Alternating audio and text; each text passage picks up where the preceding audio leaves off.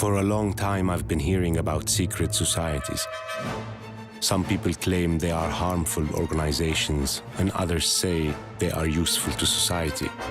I think their story is important and could be affecting our lives. There have always been secret societies to retain knowledge. In the Arab world, was completely fascinated by the idea of secret societies, Western secret societies. There are all sorts of secret societies. There are political ones, there are criminal ones, and indeed there are occult ones. The facts are there. It's just that we each sometimes interpret them differently.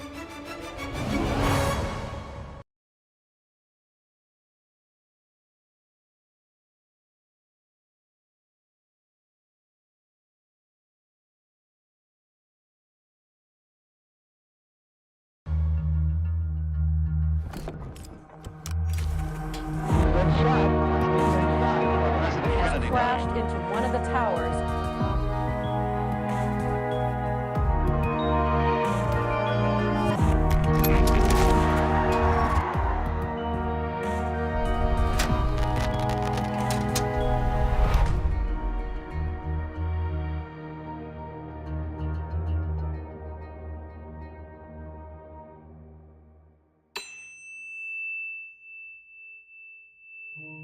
Secret societies are fiercely compartmentalized, but there's a level above that. That's where the real game is going on. Washington, D.C. was indeed laid out according to Masonic symbolism. Do secret societies exist? And are they trying to rule the world from the shadow?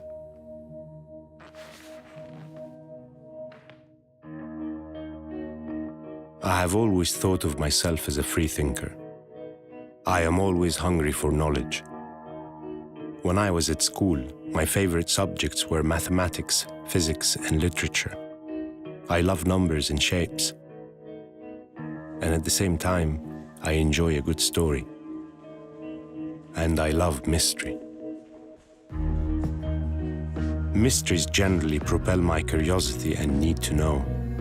My curiosity made me think of what is called secret societies, like the Illuminati, the Freemasons, and many other secret societies they say have existed since a long time ago.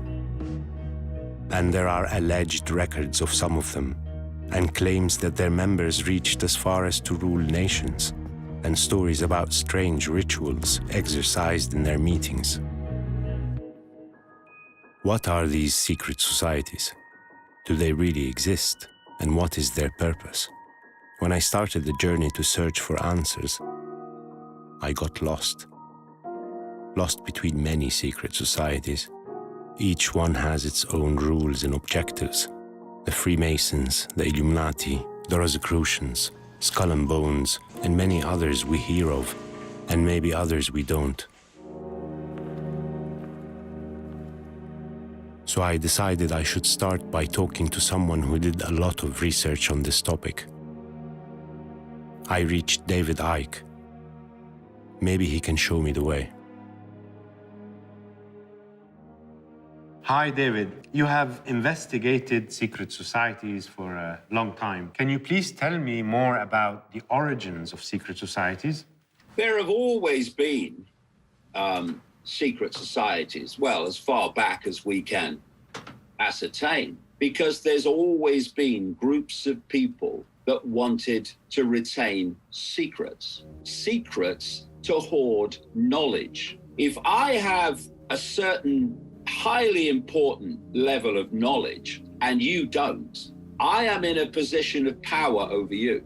So the objective of secret societies is actually to keep essential knowledge hidden from the public. We live in a world that actually is made up of two worlds. One is the world that the population live in, and that is limited in terms of the knowledge that it has. This knowledge is kept from the population by not allowing it into the public arena. And this other world is made up of a global network of secret societies in which this knowledge is passed on through the generations of carefully chosen initiates at the core of the core, overwhelmingly coming from a network of interbreeding families. So being a member of a secret society, for instance, like the Freemasons, you would have access to knowledge that nobody else has? These secret societies are fiercely compartmentalized. You look at just the Freemasons as an example, the bottom 3 levels of degree, the so-called blue degrees, and there's 33 levels. And you only progress to the next level, which is what? The next level of knowledge, if that level decides you are worthy of it, or you're the kind of person that should have it. You have, say, the Freemasons, you have the Jesuit order, you have the Knights Templar, and they appear, of course, compartmentalized in their individual pyramids, but there's a level above them. And at that level, which it doesn't officially exist, that's where the real game is going on. What is written about the Templars is that they were formed in the Middle Ages. They were warriors. They say they invented banking as we know it, and they amassed incredible fortunes, and they offered loans to kings and nations as a way to control them. Then it is said they became builders and pirates and grew more popular and powerful until they were outlawed by the King of France and their leaders were burnt at the stake. But many say they continued in secret and became more occult. It seems there are many secret societies who people believe are ruling the world or producing its leaders, like the fraternity called Ordo Novi Templi, or New Templars, that is said to be behind the rise of Hitler. The fraternity was founded by Jörg Lanz von Liebenfels, a racial theorist, and Guido von List, an occultist. Lynn Picknett is a writer and researcher whose work on secret societies is very useful. I think she could help answer a few questions. Hi, Lynn. You did an extensive research on the Templars. Yeah, we did the research, yes. So what can you tell me about secret societies and their relation to power? There are all sorts of secret societies. There are political ones, there are criminal ones, and indeed there are occult ones. I always say that the paranormal is things that happen, and the occult is things you choose to do. You know, so like join a society. And ritual magic, for example, which is all about focusing your will through rituals, and they hope to change the actual world through their will. Whether or not they manage it or not is another matter.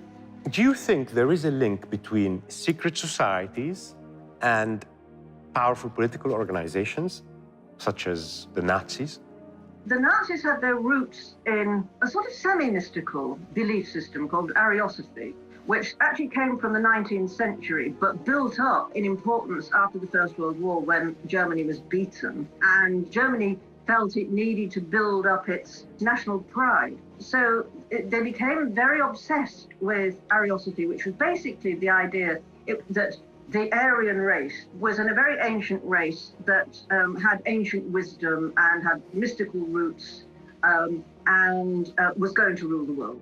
So the idea of a unified identity and purpose could very well be one of the main reasons or motivations behind such groups. Actually, I think it's almost like part of human DNA in a way, is that you think I know something that they don't know, and then you say to somebody, do you want to know my secret? You know, and it's actually power. It's quite interesting that you have the United States, of all places, being actually founded by unapologetic Freemasons. I mean, they were, there was nothing sinister about them, because at that time, certainly, the pre-Masonic ideal was about enlightenment. So you had, George Washington, Benjamin Franklin, a huge number of the founding fathers were in fact Freemasons. They believed there is magic in symbols, no? Washington, D.C. was indeed laid out according to Masonic symbolism to stamp the new center, the new capital, with the Masonic presence, if you like. And perhaps some of them did believe it did, protect it in some way. Everything is attached by a very thin thread. The facts are there. It's just that we each sometimes interpret them differently. What are we supposed to do? We can only speculate when there is a gap in the information. True, but there is a limit, beyond which it's no longer speculation. It becomes just fertile imagination.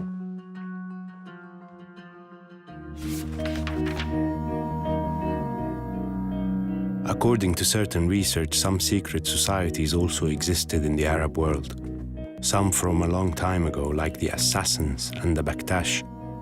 And it seems that they may have been an inspiration to some Western secret societies.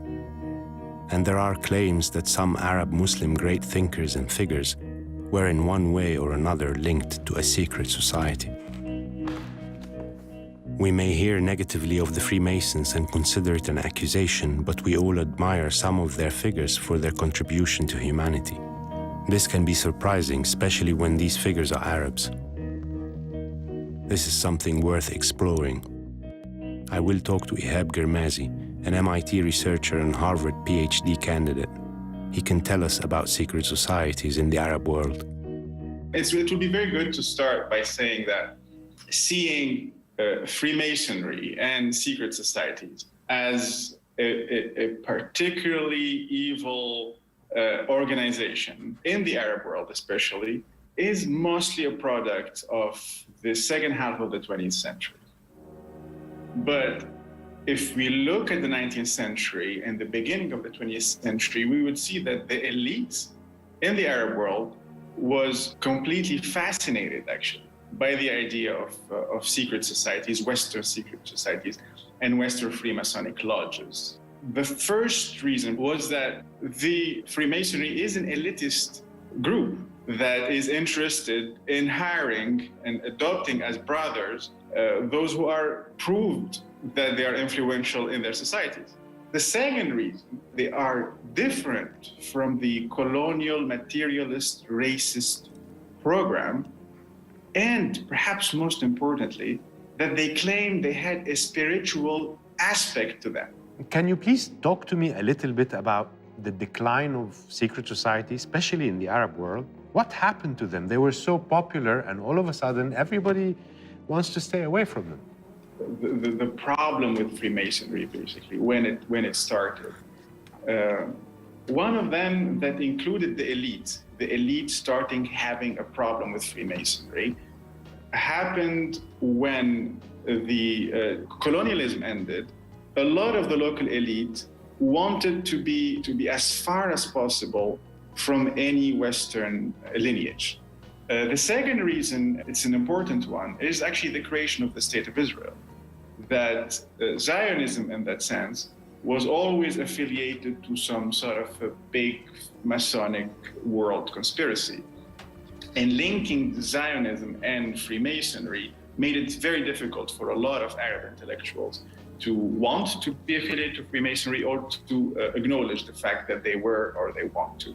The third one, perhaps, is that it is true that especially, and this is relatively new, in the last 30 years mostly, but in a sense, the link between Freemasonry and occultist societies and Zionism to a certain extent and imperial powers, that new network of some sort of a Western, all-powerful secret organizations made it almost impossible today, not very difficult, to claim any affiliation to Freemasonry without fearing the repercussions of it because of that new idea that was adopted by the public, that Freemasonry is an evil organization.